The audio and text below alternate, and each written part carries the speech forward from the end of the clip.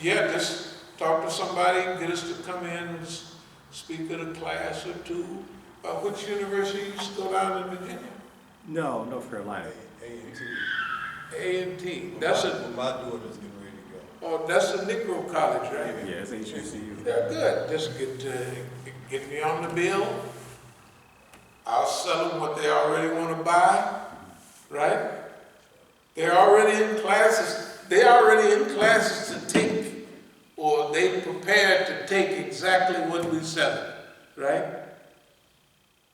95% of our kids are being prepared, right, for exactly what we're talking about.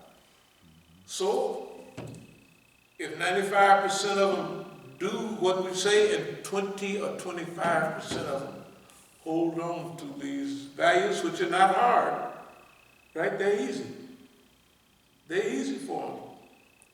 And that's the way Allah makes it easy for the people to do, or the people are trained to do, and they become, or it becomes easy for them to do what they've been trained to do. They've been trained for this. They don't want to do anything else. In fact, they wouldn't. Only thing we want to do is, out of 100% of people that do it, we want to be able to extract 25, 30% of them for the good cause. And remember, there's nothing wrong with it. This is all right. This is what the system is saying do. Just imagine now, we done maneuvered ourselves around to, and they'll find a reason to be mad about it, but hey, our lecture is constitutional. Constitutionally correct, right? How about that? Okay, with Islamic overtones. You see what I mean? This couldn't have happened some years ago. It wouldn't have happened at other times. But the time is now. That's why it's for us to have the ability to adjust to the time in which we live. And it's right, it's good, it's Islamic, and it makes sense. And it solves the problem. Right? That's not bad. I'm saying that other people are not like that. They take too long, or they don't like it, and they not get in the way, and that's not happening with us. Are there any other comments? Yeah, I guess at its core, you have to, here in our country, we got this culture of individualism. Right. You would have to teach people, or specifically our people, the culture of the collective. Collective. Because even if the times and the environment is different, our people are still the same. They're going. Everybody tends to be, they're more worried about self-preservation than anything. Me comes first. A culture would have to be introduced of that we're going to do this for us, our people. There's kind of a little bit extra work going to be needed there, right? Sometime when I was younger, in the 60s, say like 65, somebody could go to a campus or to a church and give a lecture that made a lot of sense, and everybody was, that time have come back. Okay. And the people have been prepared for this. See, remember, the slant that we put on that is not a different slant from what they're already prepared for. That's why we say, not 95%, but if we can get 25 or 30% of the people, and Hollywood has already done that. The news has already done that, right? The talk is already the type of talk and vocabulary that we're talking about. This is easy to digest. Yeah, it is. It's easy to digest. Not only that, but the people, we're not telling them something that they have to revolutionize themselves for. They don't have to revolutionize themselves. All we have to do is be fortunate enough to get 25 or 30% of the people, and that will carry the rest. And remember, we could pull this off with 10% of our people. 10% of the college grads, 10% of the people. Okay, I don't know what the numbers are. Probably 75% or over 60% of black people that go to university wind up somewhere within the system. Minimum. I don't know the number, but it's up there. Right, it's up there. Don't too many black people go to the university and say, now I'm going to become an entrepreneur. I'm going to go out, because you have to challenge everything. And you've been taught in school that if you took business, they done told you 95% of the people are going to fail in business. And so many people, if you do this, that, you're going to fail, and you're going to fail. And then they look at their friends and people who tried, they failed. The number, and how could you make it anyway with the, anyway. Personally now, I think it's time too. I think the time. I think we have done it before, that everything we've thought about has been on time, in time. And I think this is the most obvious one. It's different, but it's the most obvious. Hey, that would work, right? It would be nice if we get 30% of the people, but if we get 15% or 10% of the people, 1 in 10, Negroes that move up to it and they get in a certain position, they're going to influence. How many people? Plenty. I think this is what white folks call it, Chinamans call it, win-win. This is a win-win situation. I just saw something they call it a non-zero sum game. Right. Yeah. The win-win, non-zero sum game. Yeah. Hey, I don't think, and then we could ask ourselves, what else could we do in a situation we're in now? What else could we do? What would we do? You know, like. On that, what's your thought? Because the opposite of what you're talking about has been the whole defund the police campaign. Right. You know, I was thinking, I was going to say something about that. Right. A couple of weeks ago, I was looking at a Moorish science firm, and he was talking about the whole defund the police. He was talking about the sheriff's department, and throughout the totality of your proposal today, that's mainly what I've been thinking about is the sheriffs, because the brother said basically the police departments are slave catchers organizations. They are. That's what they was made for. I was reading a story about Tarek's hometown, Richmond, Virginia. I'm reading a book called The Underground Railroad, and it's a big collection of letters and accounts of people who came up from North Carolina, Virginia, South Carolina, and places mainly on the seaboard, and came up mainly to Philadelphia with a brother who, his name is Edward Steele. And he collected all these books, and the book was released after emancipation, because it would have got. Yeah, I remember that. Yeah, so on one of the guys' tales, he's talking about living in Richmond, being enslaved in Richmond in the 1850s, and the number one people he had to watch out for, he said he took on some odd jobs besides just being rented out to somebody, and he like the main people he had to look out for was the Richmond Police Department, and that their only job. Real talk, Richmond Police Department, that's why my eldest brother moved out to Seattle, Washington. He just kept on getting jammed up. Dad would always buy him a nice new car. He'd always get it impounded and get it locked up. Eventually, he started riding a bike. They still arrest him. He got up out of there. First, he moved up to Buffalo, New York, and then he moved out to Seattle, Washington. Yeah, the Richmond PD, they, yeah.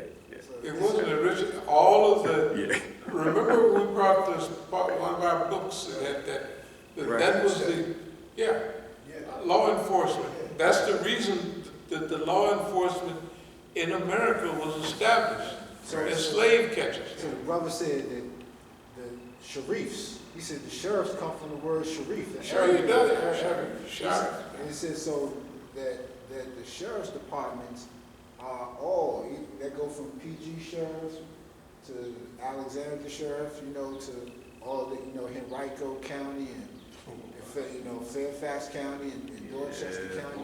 All of them are constitutionally sworn. So I was just thinking that if when you do give these appeals, to try to funnel some of these guys into the sheriff's department, because they are the ones who are paying attention to the Constitution. I don't know about the PG County and these MPD being too connected to the Constitution, but the sheriffs, and I looked it up in here, the sheriffs is, I've seen on the internet here, is they call it the Constitutional Sheriffs. It says, thank you for visiting the Constitutional Sheriff's page.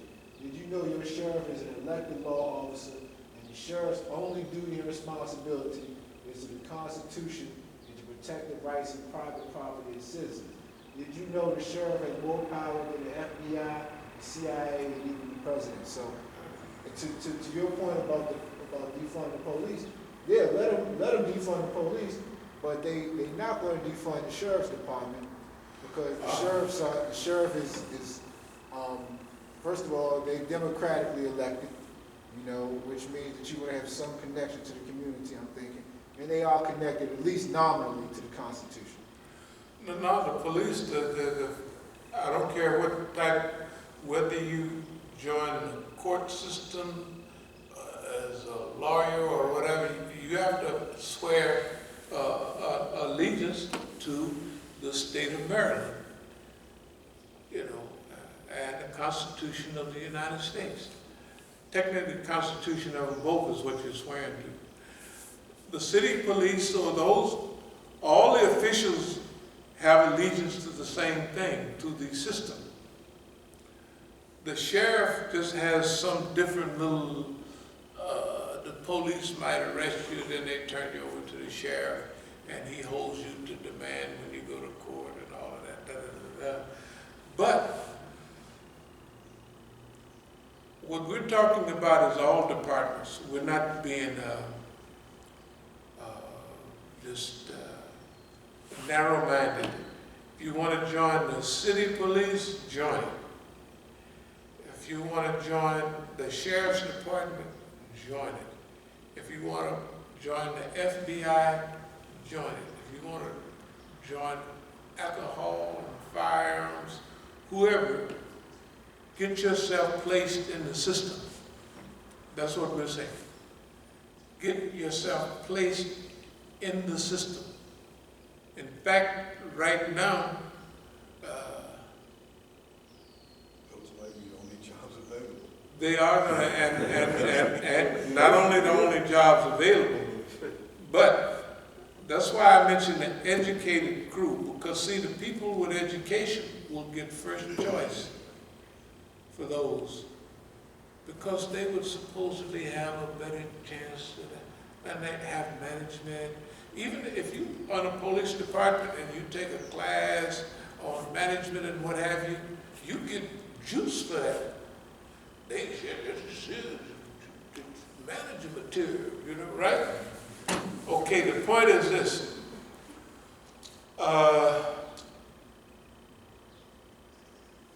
This is a very serious duty that we have here. You got to remember, look at what you see.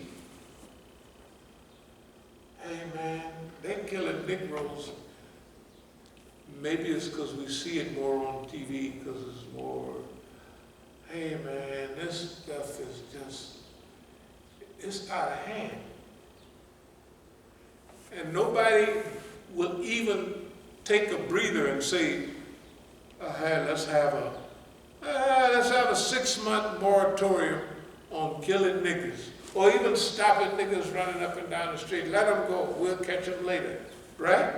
They won't do none of that. They won't, hey man, they won't say, we'll stop, they shooting Negroes more. Oh, I thought it was a taser. Like a taser feel like a gun. The white lady, a taser feel like a gun. They ought to take her to the crazy house for saying that. But they so used to lying that, her taser felt like a gun.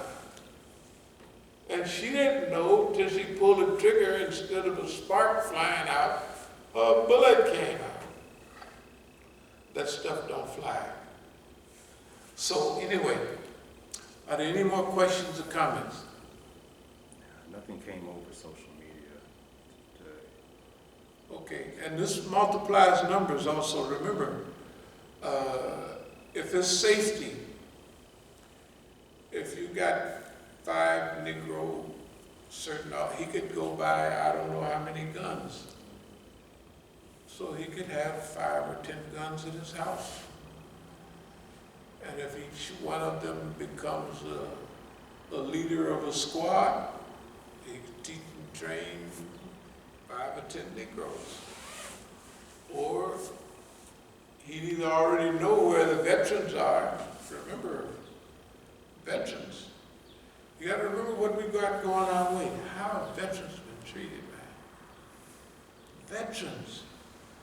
All the way back, the last group of veterans they treated any good was Korea. They still had the GI Bill. World War II, GI Bill. You get out of this, you get through alive, you go out of college. That was the only time, not World War I, the bonus army, they tore down all the shacks on Anacostia and MacArthur rolled in here with tanks in D.C. They just petty general.